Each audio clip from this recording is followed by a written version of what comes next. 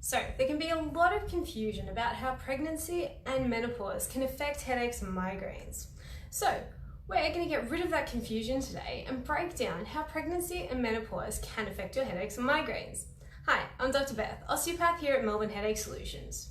So when you go through pregnancy and when you go through menopause, there are so many hormonal changes that are going through your body, and that is how they are going to affect your headaches and migraines. So when you go through pregnancy and when you go through menopause, things are fluctuating up and down. And one of three things are going to happen to your headaches and migraines. Either they are going to positively change, so your headaches and migraines are either going to disappear, they're either going to get worse, which obviously we don't want to happen, or they're not going to change at all. So one of three things happen.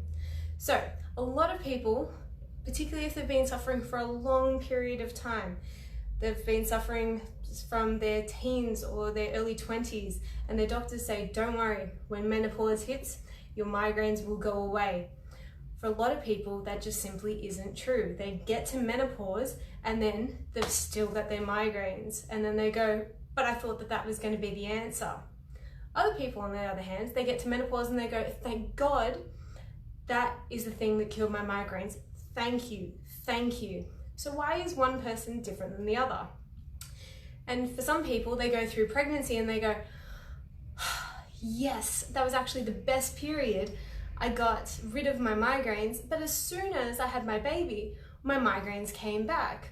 Or actually, as soon as I got pregnant, all of a sudden I had a daily headache and I just couldn't get rid of it. But as soon as I had my baby, it disappeared.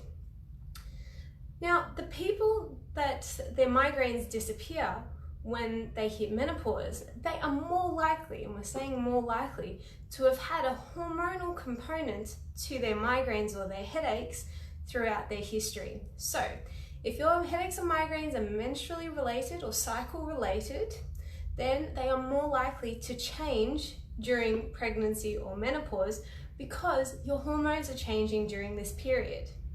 If, however, you haven't noticed that your headaches and migraines are linked to your cycle, then they are less likely to change during pregnancy or menopause because although your hormones are changing, your headaches and migraines weren't linked to them in the first place. Okay?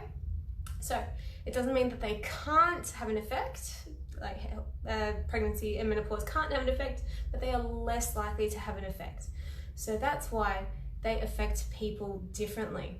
Now, everybody has different triggers. We have this long list of triggers for headache and migraine sufferers that we say, avoid chocolate, avoid stress, avoid alcohol, avoid citrus, avoid this and that.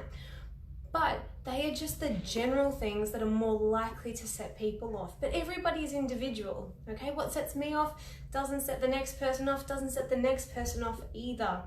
So that's why it affects people differently. Okay, so that is what happens during pregnancy and menopause with your headaches and migraines. So as I said, it's either going to make you better, it's either going to make you worse, or it's going to have no change whatsoever. But with pregnancy, with menopause, with your hormones, essentially, they are not the cause of your headaches and migraines. They are just the things that are triggering you off, like the food, the stress, the alcohol, they're all just triggers. So if you treat the underlying cause, then your triggers can't set you off anymore. And that's what you want to do. You want to treat the underlying cause or the underlying disorder, okay, to get the long-term changes that you want.